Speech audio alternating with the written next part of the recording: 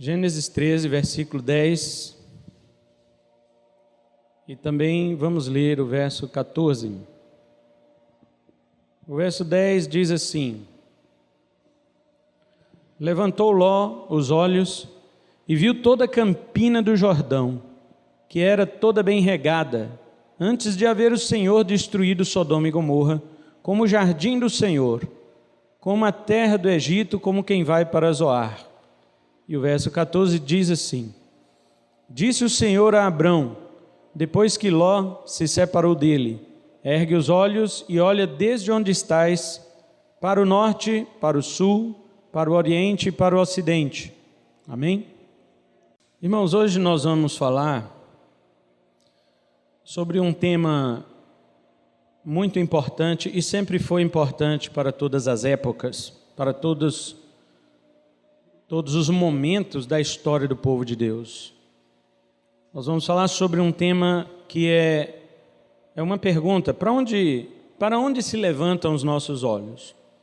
Nós temos aqui duas figuras, a figura de Ló e a figura de Abrão. Ló levantou seus olhos para as campinas do Jordão, para a área que era interessante para ele, para aquilo que ia trazer algo de benefício próprio. Abrão, ele levantou seus olhos para o céu. Desde a primeira tentação, lá no Éden, aqui inclusive fala, parecido com o jardim de Deus, o lugar onde Ló escolheu. Desde a primeira tentação da humanidade, que foi ali no jardim, a serpente, que é o diabo, Satanás, utilizou uma tática que de lá para cá tem se tornado invariavelmente infalível. Satanás tem usado uma tática que é associar o objeto de desejo aos olhos de quem vê.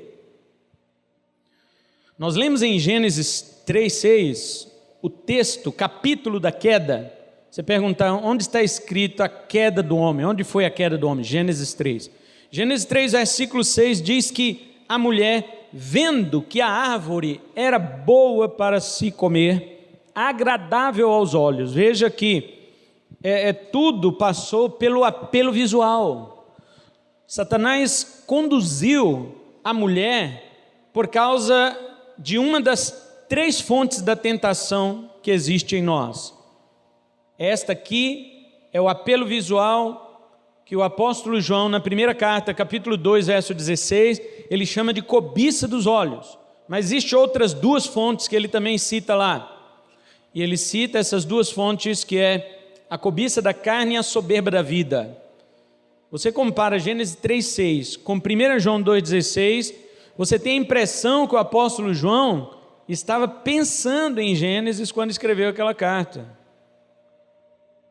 Primeiro ele diz assim: tudo que há no mundo, a cobiça da carne ou a concupiscência da carne, boa para se comer, a concupiscência dos olhos, agradável aos olhos, e a soberba da vida, desejável para dar entendimento, não procede do Pai, mas do mundo.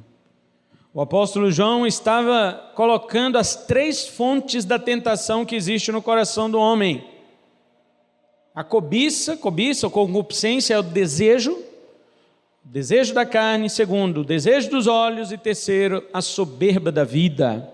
Eva passou por essas três coisas. Ela viu que a árvore era boa para se comer, desejo da carne. Era agradável aos olhos, desejo dos olhos. E desejável para dar entendimento, soberba da vida. Ela queria ser como Deus. A proposta da serpente: não morrereis, mas sereis como Deus. O ser humano, ele tem tentado se tornar o seu próprio Deus, porque se existe apenas um Deus, então nosso dever como criatura é nos curvar, é reconhecer e adorar, obedecer a este Deus. Mas quando a criatura, em sua rebelião, ela se levanta contra este Deus, ela própria elabora o seu Deus.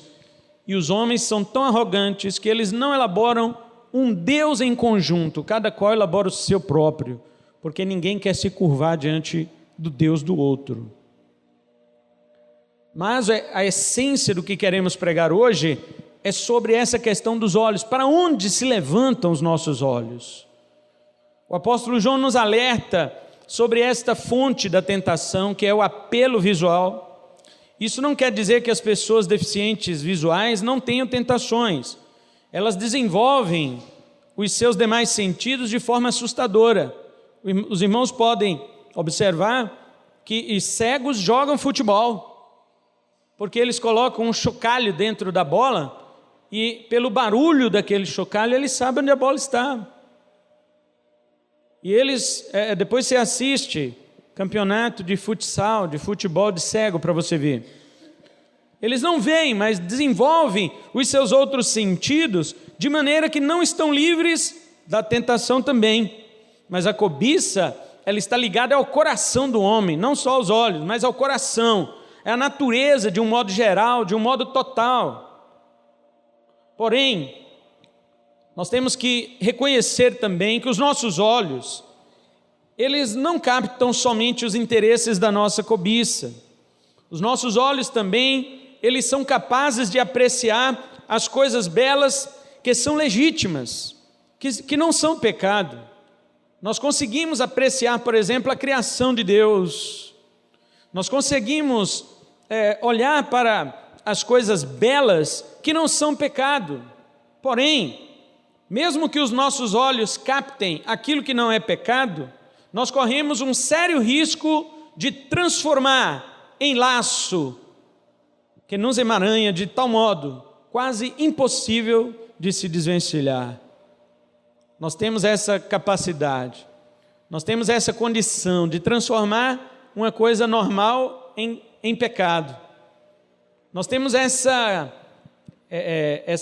habilidade do mal de transformar coisas boas em coisas péssimas. Por exemplo, pessoas que vivem na igreja de joelhos, orando, buscando, clamando a Deus por causa de uma bênção. O dia que recebem, elas não voltam mais. Ou se voltam, elas relaxam, elas estão nem aí. Aquilo que recebeu é pecado? Não, aquilo que recebeu foi uma bênção. Mas a pessoa é capaz de transformar a sua bênção em um pesadelo, em uma maldição. Pessoas que estavam apuradas, apertadas, pessoas que estavam emocionalmente abaladas, se sentindo sós, abandonadas, pediram a Deus emprego, pediram a Deus uma companhia. O Senhor concedeu emprego, um casamento, a pessoa desaparece, não busca mais a Deus. E se busca é de qualquer jeito. Por quê? Porque usa aquilo que Deus deu como desculpa para não fazer a vontade de Deus. Fala, não, agora eu estou trabalhando, não posso. Não, agora eu tive um momento família. Existe momento família melhor do que na presença de Deus? As pessoas falam para mim às vezes assim, para minha esposa, você tem momento família com o seu marido? Como se momento família meu e dela, Deus tivesse que estar fora. Que isso, gente? Olha as perguntas que são feitas. Não, porque pastor só vive em igreja. E eu vivo mesmo. Eu vivo antes de ser pastor em igreja. Eu falo que se igreja fosse cachorro, ela vivia coçando igual pulga assim, ó. Porque eu sou piolho de igreja. Minha esposa também, desde antes da gente se conhecer, se casar, é dentro de igreja, é fazendo a obra de Deus, é tudo que tem para fazer, nós estamos lá para fazer. Agora casei, é meu momento família, e Deus fica de fora. Olha para o teu pé, rapaz. Deus está comigo, Deus está conosco em qualquer e todo momento. Se é para a obra, se é para a igreja, estarei lá. Se não for, Ele estará comigo onde eu estiver. Agora as pessoas ficam assim, sabe? Aí depois que Deus concede uma bênção, Ele vai lá, não, agora eu não posso também, porque agora eu estou... Nós somos mestres em transformar em pecado aquilo que era bênção. Nesse sermão nós veremos dois tipos de pessoas, seus interesses, suas crises, para onde seus olhos foram atraídos. Aprenderemos deles lições que nos contam como deve ser a jornada nossa enquanto trilhamos a senda da peregrinação terrena antes de alcançarmos o céu. Primeiro, a pergunta do nosso título do sermão é: para onde se levantam os nossos olhos? Em primeiro lugar, para onde apontam as nossas cobiças? No versículo 10, nós vemos que Ló levantou os seus olhos e viu toda a campina do Jordão. Eu pergunto aos irmãos, qual que é o problema de alguém olhar para as campinas do Jordão e achar bonito e querer morar lá? Não tem problema nenhum. Não há pecado, não era pecado Ló escolher as campinas do Jordão. Não tem problema nenhum com isso. Mas observe que o detalhe que Moisés escreve aqui é que essa terra, não sei se foi Moisés que escreveu essa parte, porque lógico que Moisés escreveu Gênesis, mas tem algumas partes aqui que foram editadas por copistas, irmãos sabiam disso? Partes da Bíblia que foram editadas por copistas. Por exemplo, Gênesis 14 mesmo, verso 14, está escrito assim: ouvindo Abrão que seu sobrinho estava preso, fez sair 318 homens dos mais capazes, nascidos em sua casa, e os perseguiu até Dan. Esta cidade não chamava Dan. Em Josué 19:48, você vai ver que o nome desta cidade aqui só foi trocado para Dan depois da conquista da terra. Moisés não estava mais vivo. O nome antigo dessa cidade era Lezém. Está escrito em Josué 19:48. Na época que Moisés escreveu, esta cidade que Abraão perseguiu com seus 318 servos, ela se chamava Lezém e não Dan. Dan foi o nome dado a esta cidade por causa da tribo de Dan, que conquistou esta cidade, que chamava-se Lezém, e como os hebreus ganharam a terra prometida para expulsar seus moradores e morarem ali, cada tribo expulsou uma região e morou ali, e deram o nome da tribo para aquela região, trocaram de nome. Quando Dan, a tribo de Dan, conquistou esta cidade chamada Lezém, então eles trocaram o nome para Dan, o nome de seu pai, o nome do patriarca da tribo. Se Moisés já tinha morrido quando foi feita a conquista da terra prometida, como é que aqui em Gênesis, que foi Moisés que escreveu, está escrito que a cidade chamava Dan? Então algum copista atualizou o livro de Gênesis, colocando o nome novo da cidade para que os leitores pudessem verificar. Então essa parte do capítulo 3, versículo 10, que está em parênteses, está dizendo assim, que as campinas do Jordão pareciam com o jardim do Senhor, que é o Éden, e como a terra do Egito, como quem vai para Zoar. Pode ser um copista que colocou isso aqui para colocar uma indicação geográfica, mas o que importa é que esse detalhe é interessante. Esse detalhe é interessante por quê? Porque onde foi que deu a queda do homem? Foi no jardim do Senhor. E onde foi que Israel passou o tempo da sua pior fase, da peregrinação, da sua escravidão? Foi no Egito. De onde foi que o Senhor tirou o povo de Israel do Egito, mas não tirou o Egito do coração deles? Eles pereceram no deserto porque não queriam abandonar o Egito. Isso aqui é um sinal que o escritor está dando de que daqui a alguns capítulos, lá para o capítulo 19, a mulher de Ló, sobrinho de Abraão, também vai sair de Sodoma, mas Sodoma não vai sair dela. E ela vai olhar para trás e vai se converter em uma estátua de sal, como nós lemos na Escritura. Houve mulheres problemáticas no Antigo Testamento, mas nenhuma delas Jesus Cristo chama atenção como chamou por causa da mulher de Ló. Jesus diz em Lucas 17:33, ele fala assim: lembrai-vos da mulher de Ló.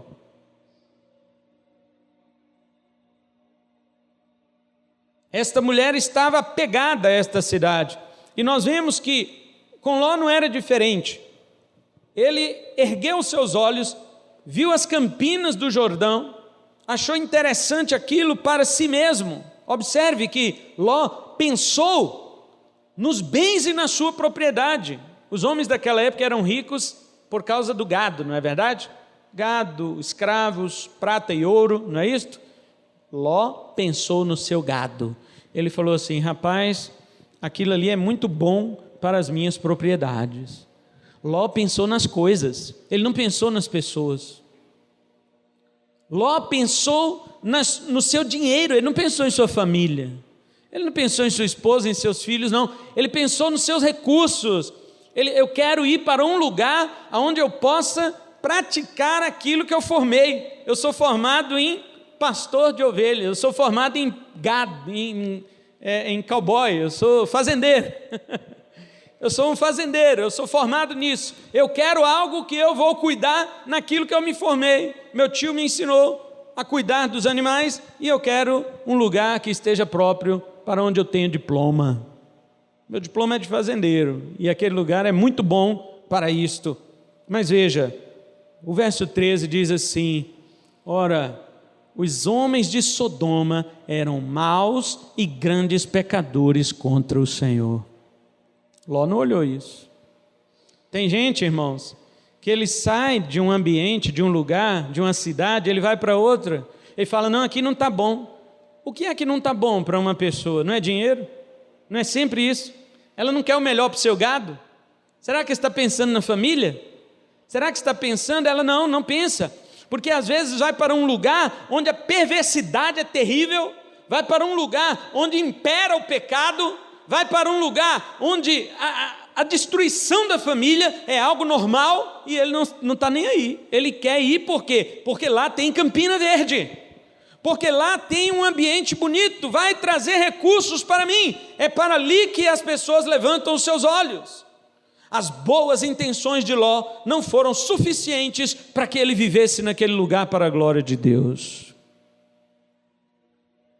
Queridos, deixe-me chamar a sua atenção para o seguinte: enquanto vivemos na terra da nossa peregrinação, devemos nos lembrar de que no percurso sempre haverá atrações que chamarão os nossos olhos, sempre. Você pode estar pensando, por exemplo, em sua idade. Estou ficando velho, não ajuntei nada aqui na terra para mim. Você pode estar pensando assim, o tempo passou e eu não fiz o meu pé de meia, né? Ló olhou para aquelas campinas e ele falou, aqui não está só um pé de meia, aqui está um meiaral todo. Não é milharal, é meiaral. Aqui está um meiaral todo, é disso que eu preciso para a minha vida, Ló pensou. Você pode estar pensando, eu não cuidei da minha saúde para viver um pouco mais. Veja, aqui estamos de peregrinação, lembra do que eu falei? Aqui estamos de peregrinação, mas nós queremos fazer de tudo para manter isso aqui mais tempo. Como assim? Peregrino querendo ficar mais tempo peregrinando? Será que nós não estamos amando o deserto? Será que nós não estamos dizendo a Deus, Senhor, faça comigo pior do que com os filhos de Israel? Porque eles estavam no deserto da peregrinação, queriam entrar na terra prometida, o Senhor proibiu, falou, não, vocês foram incrédulos, eu vou obrigar vocês a darem voltas durante 40 anos no deserto, para perecer essa geração incrédula. E nós que dizemos crente, não somos incrédulos. Aí Deus fala, então vem para a terra prometida. Não, eu quero ficar mais tempo no deserto. É o oposto. Talvez você esteja pensando assim, eu tenho que pegar meu filho e direcionar os olhos dele para as campinas deste mundo, porque a gente não fala isso, eu não tive essa oportunidade. Eu quero pegar meu filho agora e empurrar para essa oportunidade que eu não tive. Ou seja, eu tive mais perto de Deus, mas eu quero empurrar meu filho para mais longe. Eu tive mais perto de Deus, mas não era bom. Bom eram as campinas, então vou empurrar meu filho, porque de repente meu filho consegue mais coisas desse gramado verde do mundo do que eu. Talvez você pense assim, a minha família não teve essas mesmas facilidades, e você busca toda comodidade de Sodoma para a sua casa, para a sua vida. Talvez você não tenha mais certeza de que, se Deus te chamar para uma obra missionária, você iria atender, devido aos recursos que Sodoma já lhe proporcionou. Se você atender, sua mulher vai olhar para trás, você fala, mas que isso, você vai tirar eu daqui? Não, aqui eu já estou bem, olha só, e olhar para trás, não é? Falo da mulher, mas o homem também. Talvez Deus está chamando a irmã, mas o marido está apegado, porque Sodoma é muito bom. Talvez, como Ló, você queira engordar seu boi aqui, porque tem medo que ele venha lhe faltar amanhã. A pergunta é: você está olhando para as campinas deste mundo? Algo aqui lhe atrai? Você realmente tem coragem de se separar de Abrão? Das melhores pessoas que Deus colocou em sua vida por causa de um gramado verde?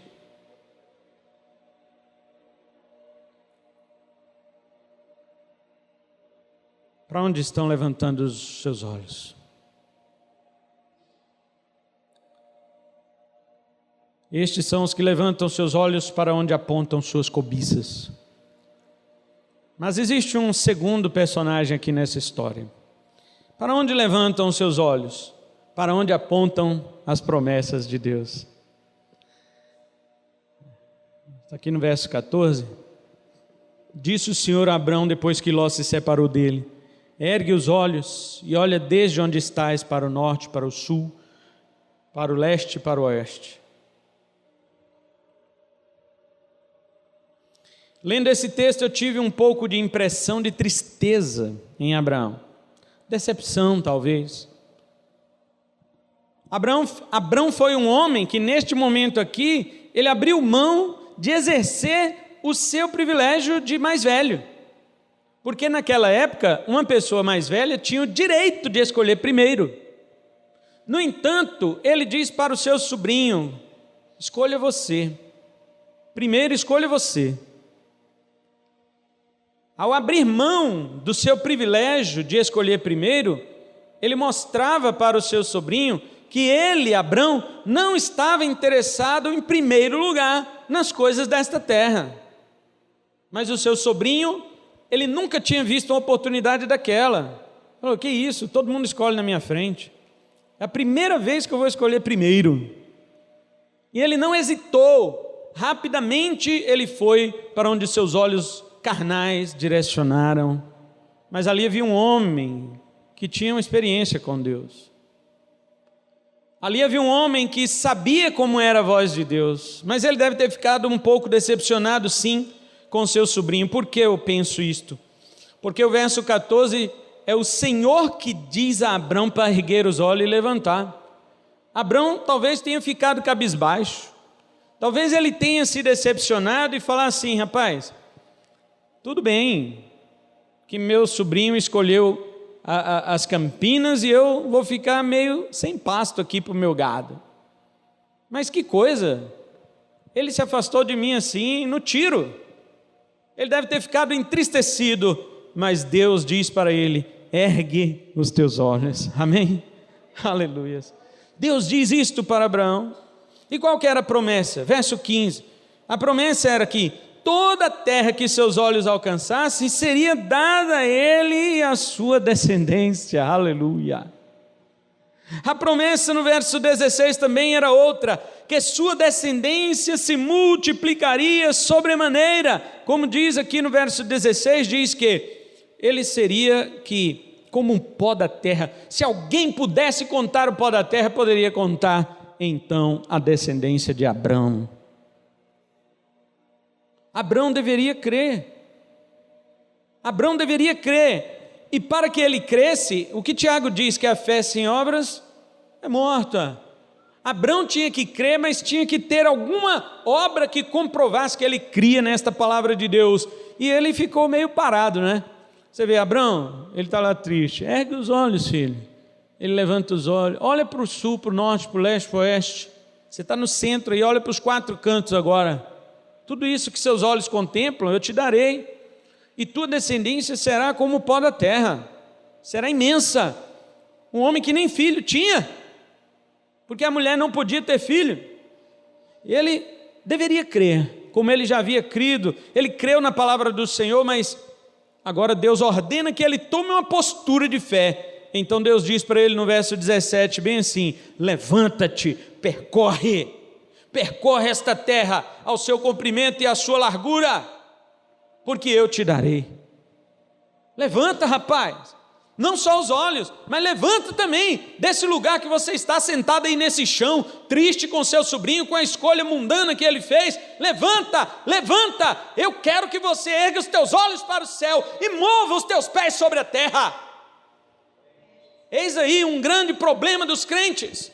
Os crentes olham para o mundo e o mundo os leva. Deus quer que olhemos para a glória e que caminhemos. Abraão faz o quê? Verso 18, ele diz: então Abraão, mudando as suas tendas, foi habitar nos carvalhais de Manre, que estão junto a Hebrom, e levantou ali um altar ao Senhor. Ele foi ali para Hebrom, para o lado do sul, e começou, e ali onde habitava Manre, era um amorreu, né? Irmãos, uma coisa interessante é que Abrão, ele já havia levantado mais 2 altares para Deus. Capítulo 12, versos 7 e 8 diz assim: apareceu o Senhor a Abrão e lhe disse: darei a tua descendência esta terra.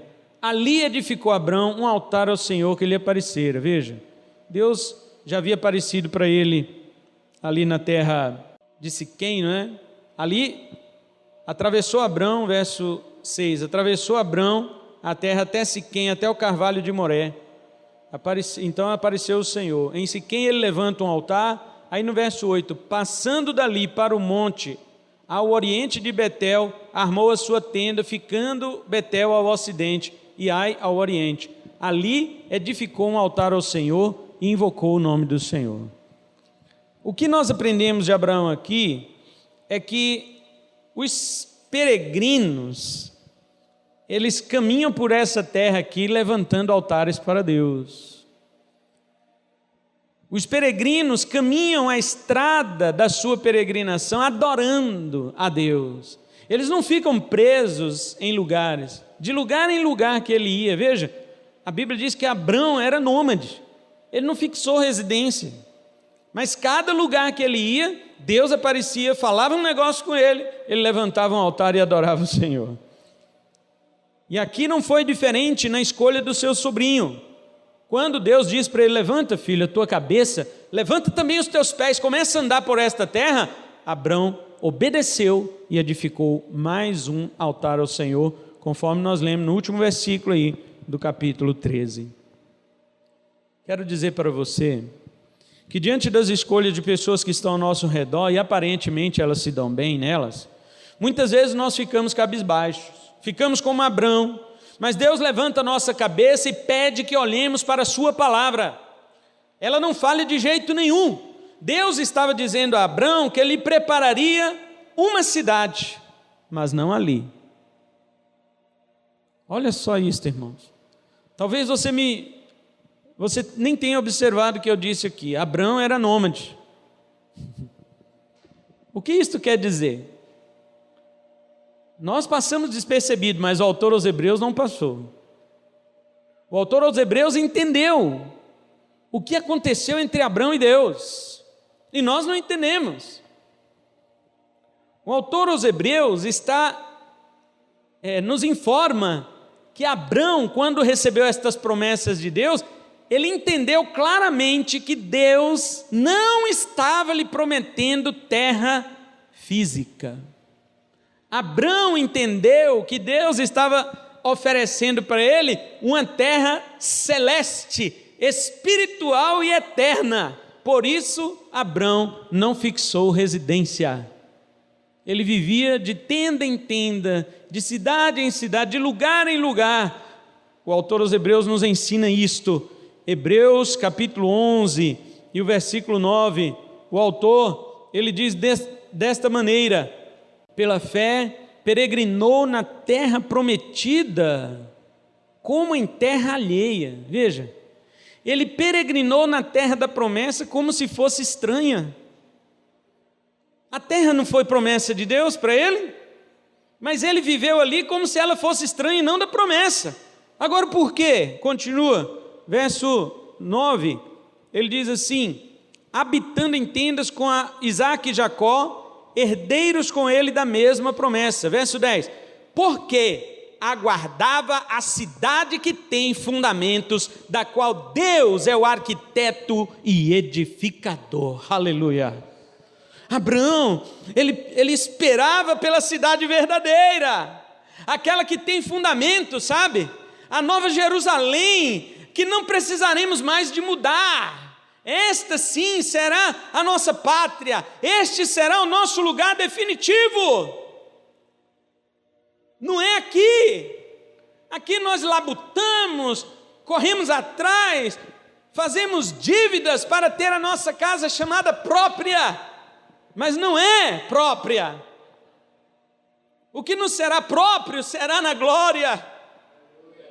Aquilo que nos foi dado pela graça de Deus em Cristo Jesus. E veja, no verso 15, o autor aos Hebreus diz que Abraão ainda teve a oportunidade de voltar e tomar posse, se ele quisesse. Olha o verso 15 como diz assim, e se na verdade se lembrassem daquela de onde saíram, teriam oportunidade de voltar, mas agora aspiram a uma pátria superior, isto é, celestial. Aleluia. Por isso Deus não se envergonha deles, de ser chamado seu Deus, porquanto lhes preparou uma cidade. Vamos entender isto aqui. Abraão poderia voltar, Deus poderia. Está dizendo para Abraão assim, olha, eu te prometi uma terra. Você crê? Eu creio. Você sabe de que terra eu estou falando? E Abraão, eu sei. E Deus poderia dizer, mas você tem também a terra física. Você quer voltar?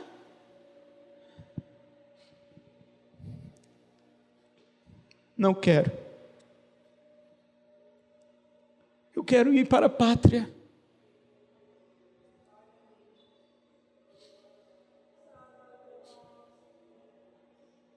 Você tem a oportunidade de voltar, Abraão. Não quero, Senhor.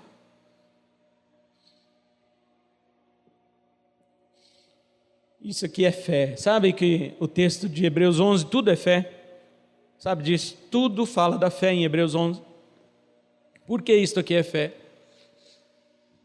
Deus diz o final do verso 15, do verso 16, né? Por isso Deus não se envergonha deles, de ser chamado seu Deus, porquanto lhes preparou uma cidade. O que isso quer dizer? Deus não se envergonha de, em toda a Bíblia, ele ser chamado de Deus de Abraão. Deus não se envergonha. Alguém diria para Deus, o senhor não tem vergonha de ser chamado Deus de um homem? Ele falou, não tenho vergonha, porque este homem acreditou que eu tinha uma cidade para ele. Ele confiou em mim.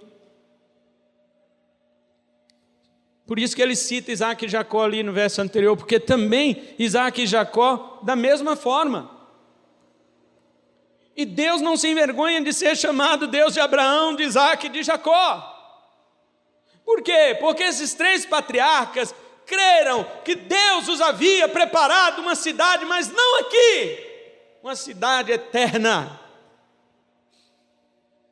Deus ficou feliz em ter preparado uma cidade eterna para Abraão, visto que ele jamais foi questionado, e sim crido. Então é por isso que Deus não se envergonha de ser o Deus de Abraão.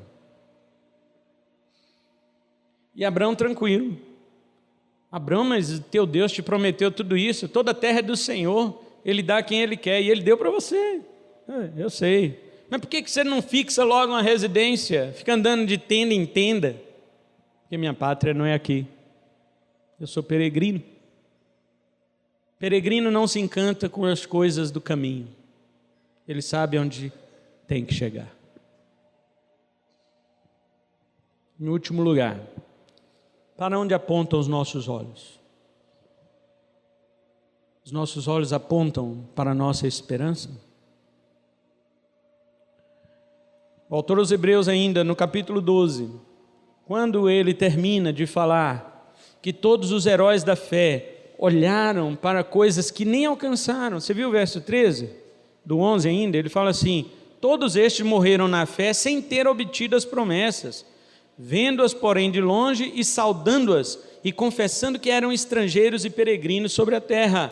Veja, as pessoas hoje falam: quem tem promessa não morre. Morre sim aqui. Morreram todos eles sem ver a promessa. Morreram sem ter alcançado. Não fica indo nessa onda de quem tem frase pronta. Frase pronta que é verdadeira é só da Bíblia. As que os homens inventam precisam ser passadas por um crivo, por um critério. Quem tem promessa de Deus não morre. Morre sim. Todos estes morreram sem ter obtido a promessa. Mas o que eles tinham? O que os salvou? A fé. A fé sempre salvou o crente agora, sempre salvou o crente passado e sempre salvará o crente que ainda vai vir. É a fé. Não é a fé que salva, mas por meio dela que você é salvo. Eles não apalparam a promessa, mas viram de longe, saudaram. Nós cremos nisso aí que vai chegar. E aí no capítulo 12, o autor aos Hebreus ele diz assim: portanto também nós, visto que temos a rodear-nos tão grande nuvem de testemunha, ele está falando desse povo aí do capítulo 11, sabe? Essa nuvem de testemunha são essas pessoas do capítulo 11, do capítulo anterior, e a ideia no grego aqui é que estes homens aqui do capítulo 11, eles estão sentados numa arquibancada de um estádio, e você agora está correndo, você cristão, agora é sua vez de correr, todos eles já correram, mas eles estão agora assistindo a nossa corrida. Veja, verso 1 diz assim: desembaraçando de todo o peso e do pecado que tenazmente nos assedia, corramos com perseverança a carreira que nos está proposta. Está vendo? A ideia aqui é que estes homens estão assentados em uma arquibancada olhando a gente correr. É como se eles estivessem torcendo por nós e dizendo: olha, nós já fizemos nossa parte, nós já cremos, nós já olhamos para o autor e consumador da fé e exercitamos nossa fé, agora é sua vez. Por isso ele diz no verso 2: olhando firmemente para o autor e consumador da fé, Jesus. Aleluia! E eu pergunto: será que nós estamos vivendo aqui, nesta vida, como uma corrida para a pátria, tendo Cristo como alvo, tendo Cristo como onde os nossos olhos devem estar fixados? Os nossos olhos estão apontando para a nossa esperança? Em Colossenses 3, 1 e 2, o apóstolo Paulo diz que se você já ressuscitou com Cristo, busque as coisas que são de cima, onde Cristo está sentado à direita de Deus. E ele diz no verso 2: pensai nas coisas que são do alto e não nas que são da terra. Eu pergunto para os irmãos: será que esta caminhada da nossa santificação aqui, ela não está sendo embaraçada? Observe o verso 1 aí do 12, de Hebreus 12, que o autor ele diz assim: desembaraçando-nos de todo o peso e do pecado que tenazmente nos assedia. Veja, há duas coisas aqui que prejudicam a corrida do crente: o peso e o pecado. Tem coisa que não é pecado, mas é um peso. As Campinas do Jordão não era pecado para Ló, mas se tornaram um peso na vida dele. Talvez o seu emprego não é pecado, mas é um peso na sua vida, que te atrapalha de servir a Deus. Talvez seu relacionamento não é pecado, mas você tem sentido um peso neste relacionamento para servir a Deus. Existe coisa que não é pecado, mas que se torna peso na sua vida para que você não sirva a Deus. O autor diz: desembarace disso. Abrão podia caminhar leve, Ló não. Aliás, Ló no hebraico, Ló é não. Ló não. Pensa o que é um crente caminhar leve e dizer: obrigado, Pai, nada nesse mundo me prende, estou à tua disposição. Trabalha? Sim. Ele trabalha. Tem família? Claro. Tem as dificuldades? Óbvio, todo mundo tem. Mas estas coisas não são um peso na vida dele. Ele olha para o alto. Meu irmão, por que essas coisas não te prendem? Porque eu não sou daqui. Meus olhos não estão aqui. Se eu não olhar para onde eu vou, eu jamais posso alcançar, eu vou ficar perdido. Tem um filme chamado Percy Jackson, e esse menino, no meio do filme, ele com a sua turminha, está indo em direção a um alvo. Porém, eles entram dentro de um salão muito grande, enorme, e ali dentro daquele salão tem muitas coisas interessantes, tem jogos, mulheres, bebidas, tem diversões, e toda hora passa alguém com uma bandeja, uma taça, e dentro da taça tem uma bebida que é feita com a flor de lótus. E quando eles bebem aquilo lá, a flor de lótus causa um efeito anestésico neles, e eles se esquecem do seu alvo e acham tudo muito bom ali dentro daquele salão de jogos, daquela diversão. Eles ficam muito bem ali por causa do efeito inebriante daquela bebida da flor de lótus. E então eles jogam, eles brincam e se esquecem da urgência do alvo daquilo que eles tinham que fazer. E então, irmãos, quando passa o efeito daquilo ali, que eles saem, alguém quer oferecer mais, eles descobrem que aquilo está retardando a chegada deles, eles começam a dispensar as bebidas para sair dali, e as pessoas não querem deixar eles saírem dali, mas quando eles saem, eles olham que já passou vários e vários anos. O efeito inebriante da flor de lótus faz com que o tempo passe e você não veja. Nós somos assim muitas vezes, nós ficamos embriagados com as atrações deste mundo, nós bebemos as bebidas da flor de lótus deste mundo e não vemos que o tempo passou. E quando acordamos, puxa vida, quanto tempo eu perdi, eu poderia ter feito isso e aquilo para Deus. Mas a flor de lótus não deixou. Então eu digo para você, não se encante com as coisas daqui, ainda que não sejam pecado. Tem um hino da harpa, número 36, que ele fala assim: da linda pátria estou bem longe, cansado estou, eu tenho de Jesus saudade, ó, quando é que eu vou? Aí ele diz assim: passarinhos e belas flores querem me encantar, mas são vãos terrestres esplendores, eu contemplo o meu lar.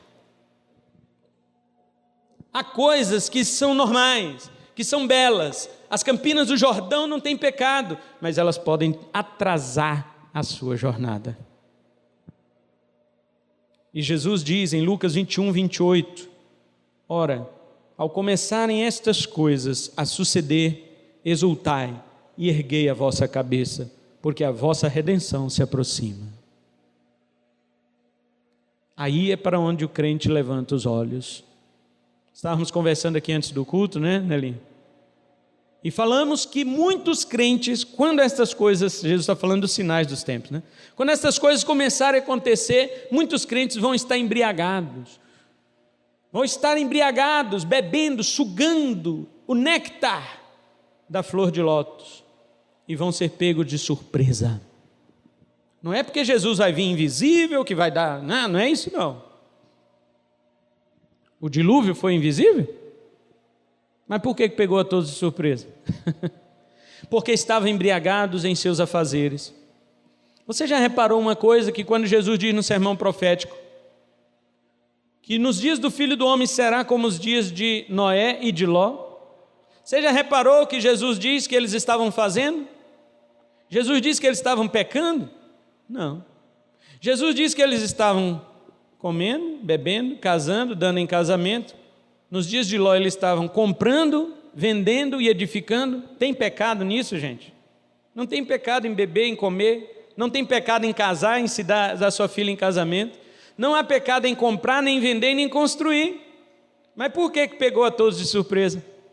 Porque as coisas que não são pecado envolveram de tal maneira que eles se esqueceram do prioritário. Eles se esqueceram daquilo que os destruiria. As pessoas no Titanic estavam todas alegres, bebendo, estavam todas desfrutando de tudo que aquele gigantesco navio proporcionava. Mas eles não sabiam que iria afundar dali uma hora. O mundo também está em festa. O diabo é o capitão deste mundo que está em naufrágio, mas ele não diz que está em naufrágio, ele só diz que você aproveite as coisas do mundo. Pode beber, pode fumar, pode fazer o que você quiser, pode ir para as drogas, pode ir para a mulherada, pode ir para as farras, para as festas, pode ir para os jogos, gaste seu dinheiro, viva sua vida, acumule riquezas. O diabo oferece todas estas coisas como capitão deste mundo, mas ele não diz que este navio chamado mundo está naufragando. Ele não diz. E as pessoas estão embriagadas, as pessoas estão inertes, as pessoas estão anestesiadas, e elas não sabem que quando estas coisas começarem a acontecer, disse Jesus, eles não poderão, como nós, igreja, exultar, erguer a nossa cabeça, porque a nossa redenção se aproxima. Em contrapartida, o que se aproxima deles é a destruição. E eu encerro dizendo, na eternidade, tudo que nós olharmos jamais será pecado. Na eternidade você pode olhar para tudo, desejar tudo, querer tudo, que nada é pecado. Não haverá desejo maior do que amar o nosso Mestre e Senhor. Todas as coisas serão belas, todas as campinas, tudo que existirá, tudo será exclusivamente para a glória do nosso Deus eternamente. O nosso Senhor nos convida a olhar para tais coisas desde agora. Aí você diz, mas eu não estou vendo. Mas é isto que é fé. Olha o 11:1. Ora, a fé é a certeza das coisas que se esperam. Você não espera essas coisas? Você tem convicção disso? Então isso é fé. A convicção de fatos que não se veem. Você não está vendo, mas são fatos. Você não está vendo, mas eles existem. Não quer dizer que uma coisa que você não vê, ela não exista. Isso é fé. Pastor, mas eu não estou vendo essa cidade, esse céu, mas você crê? Porque aquela fé que nos dá a convicção das coisas que não vemos, nós sabemos que elas existem por causa da fé. A Bíblia diz que a fé vem pelo ouvir, não é pelo ver.